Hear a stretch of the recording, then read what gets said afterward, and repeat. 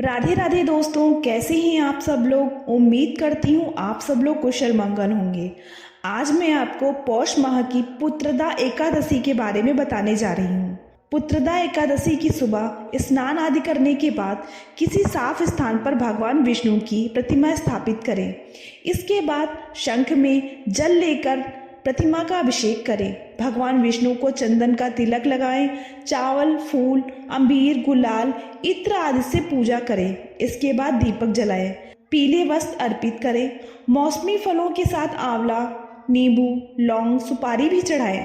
इसके बाद गाय के दूध से बनी खीर का भोग लगाएं। दिन भर कुछ न खाएं।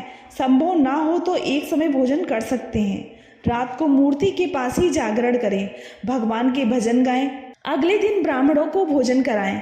इसके बाद ही उपवास खोलें। इस तरह व्रत और पूजा करने से योग्य संतान की प्राप्ति होती है। पुत्रदा एकादशी की कथा। पहले किसी समय में भद्रावतीपुरी में राजा सुकेतुमान राज्य करते थे। उनकी रानी का नाम चंपा था। उनके यहाँ कोई भी संतान नहीं थी, इसीलिए दोनों पति पत्नी सदा चिंता और शोक में रहते थे। इसी शोक में एक दिन राजा सुकेतुमान वन चले गए। जब राजा को प्यास लगी तो वह एक सरोवर के निकट पहुंचे। वहां बहुत से मुनि वेद पाठ कर रहे थे।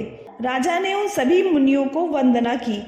प्रसन्न होकर मुनियों ने राजा से वरदान मांगने को कहा। मुनि बोले कि पौष मास के शुक्ल पक्ष की एकादशी को पुत्रदा एकादशी कहते हैं।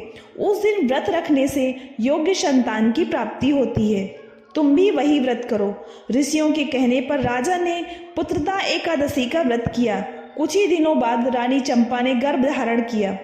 सही समय आने पर रानी ने एक तेजस्वी पुत्र को जन्म दिया। अपने गुणों से पिता को संतुष्ट किया और न्याय पूर्वक शासन किया। श्री कृष्ण ने युधिष्ठिर को बताया था ये व्रत। पौष मास के शुक्ल पक्ष की एकादशी को पुत्रदा एकादशी कहते हैं। पुत्रदा एकादशी का महत्व स्वयं भगवान श्री कृष्ण ने धर्मराज युधिष्ठिर को बताया था। पुत्रदा एकादशी पर भगवान विष्णु की पूजा और व्रत के रात्रि जागरण करने का बहुत महत्व है।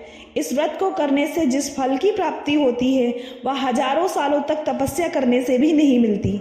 जो पुत्रदा एकादशी का व्रत करते हैं वे इस लोक में पुत्र पाकर